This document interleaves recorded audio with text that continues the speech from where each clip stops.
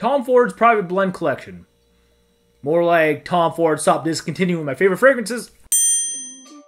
Hey Flora, Mandy back here with another video on the CascadeScents fragrance station, and this one is on my top 5 Tom Ford Private Blend Collection fragrances. Now before we get on with everything, the goal for this video is 500 likes. If we reach that goal, I'll randomly PM any subscriber who leaves me a comment down below for their details, as you'll be the recipient of a niche fragrance starter pack. So please make sure that your YouTube account is enabled to receive and send messages, and please make sure that you are subscribed if you haven't already, so you can be eligible for this giveaway. Now moving on with this Tom Ford list, and I just want to preface this list by saying that I couldn't do this without including some of my discontinued favorites, and if I didn't do that, I'm pretty sure that this list would be super vanilla. So sadly, as an Estee Lauder company, Tom Ford will randomly just vault certain scents, and sometimes they'll just bring them back, like Disney would, right? But I don't know if vaulting community favorites is the biggest gripe that everyone has with the Tom Ford Private Blend Collection line. I think the main complaint has to be the rising prices with new to reformulations. But as always, if you have any inquiries about any fragrance's current scent development or performance, you can probably answer those questions just by testing these fragrances out yourself. But with that aside, I finally think that we are good to go. So let's get started with my number 5 Tom Ford Private Blend Collection fragrance. Here's Noir de Noir. Probably the biggest victim of the notorious reformulations for me.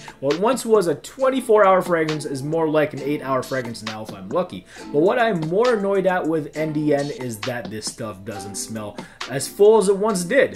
The rose seems less vibrant now, probably due to international regulations on rose oil percentage in perfumery, but it's just not that. Like, to me, this stuff just lacks the once overall awesome gothic dark chocolate vibe that was much more intense from what I remember a few years ago. Nevertheless, the scent is still awesome and a pleasure of mine despite being a shell of its former self, and if this was 5 years ago, this stuff would be easily top 3. But this 2016 bottle in 2017 ain't cutting it. That's why it's only my number 5 Tom Ford Private Blend Collection fragrance. Again, it's Noir de Noir. Now moving on to my number 4 private blend. Now here is Bois Marocain. Also, this is the limited edition 2016 reserve bottle as indicated by the gold plated facade. So yes, this was discontinued for a while, but they brought this stuff back last year to be crafty to just generate quick hype and sales, and it worked for the most part. You tell people that something of quality is back from the dead for a limited time for a higher price and it will sell out, especially if you're Tom Ford. That being said, I do recall testing this out back in the day, and I loved its equal parts peppery and green opening. Then it quickly gave way to the smoky woods, which was equally awesome. And nowadays, a verbatim has the same scent development. However, just like back then, it does suffer in the projection, sillage, and longevity categories. So if this cool weather scent was a little bit better in those categories, maybe it'd be higher up on this list. But since it's not, it's only my number 4. Again, it's Bois Marocain. Now on to my number 3. Speaking of performance, here's Mandarine EDP. If you are sticklers for performance and or value like my typical self, I'll just say this: if you see a private blend bottle with a blue or greenish hue, just run.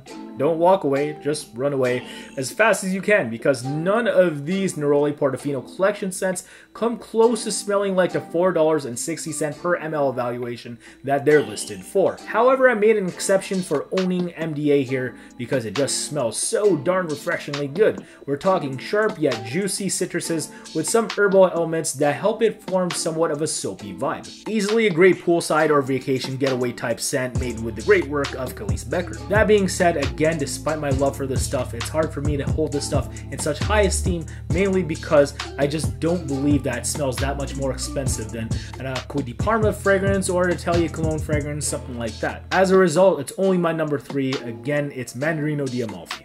On to my number 2 spot, and this is no surprise to anyone who knows fragrances. With this one right here, it's Tobacco Vanille. Tobacco Vanille might have single-handedly jump-started the sweet tobacco revolution in all levels of contemporary perfumery. Pipe tobacco, a tad of spiciness, dried fruits, and a sweet deep vanilla, and you have one hit of a fragrance. However, like Noir de Noir, this 2016 bottle I own now seems to be less potent than the bottles from a few years back. Like the tobacco here from the 2016 bottle may come off as more rugged because seemingly every other main note seems to have been toned down a little. That being said, maybe it's my skin type because the more sickly or syrupy styles of vanillas like this one tend to work better off my skin skin, so the difference is not that much more noticeable in comparison to Noir to Noir. As a result, I still feel like it's altogether worth owning in 2017, but right now this claim is being questioned so hard from the other competitors in this genre, which are doing a hell of a better job, maybe for a better value right now too. So with that in question, that's why it's only my number 2. Again, it's still great. Tobacco Vanille from the Tom Ford Private Blend Collection line.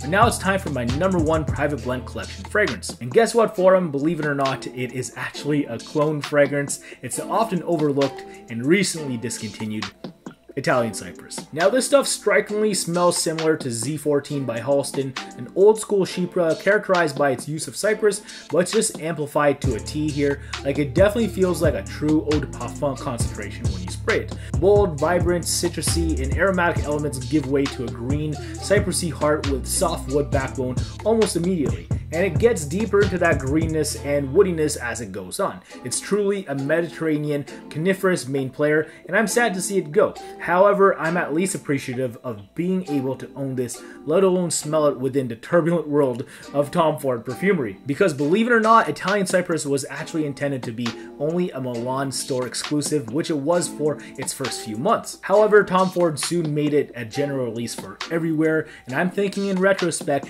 maybe this would have generated more hype if it actually just remained as a city exclusive. But who knows now, but you do know I'm definitely going to miss this stuff, so I'm going to use my bottle sparingly. Again, it's my number 1 Tom Ford Private Blend Collection fragrance.